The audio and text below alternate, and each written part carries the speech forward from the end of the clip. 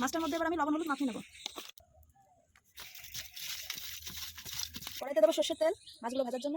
তেল গরম হয়ে গেছে, এবার মাছগুলো দিই।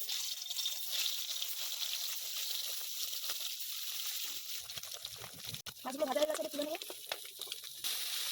এই তেলের মধ্যে আমি ফোড়ন দেবো শুকনো লঙ্কা, জিরে, একটা টমেটো কেটে রেখেছিলাম,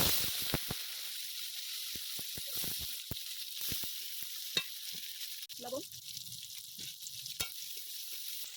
টমেটো নরম হয়ে গেছে, এবার দিয়ে দেবো এর মধ্যে মশলাটা। ভেজে রাখা যে মশলাটা আমি বেটে নিলাম সেই মশলাটা দিয়ে দিচ্ছি। মশলা ধোয়া জলটা একটু দিয়ে দিচ্ছি।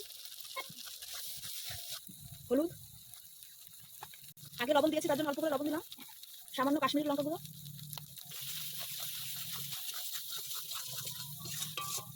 2 চামচ টক দই দেবো।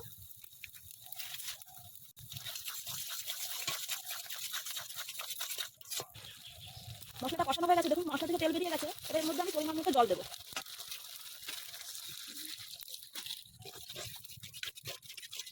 ঝোলটা ফুটে গেছে, এবার এর মধ্যে মাছগুলো দিয়ে দেবো। রেডি হয়ে গেছে আমাদের ভাজা মশলা দিয়ে বাটা মাছ। দেখুন মাখো মাখো ব্যাপার হয়েছে। এই এরকম ভাজা মশলা দিয়ে বাড়িতে রান্না করে দেখবেন, যে কোনো মাছই টেস্ট লাগবে। যারা আমাদের ভিডিওটা দেখছেন অবশ্যই কমেন্ট করবেন, একটা লাইক দিয়ে যাবেন, সাবস্ক্রাইব করে পাশে থাকবেন।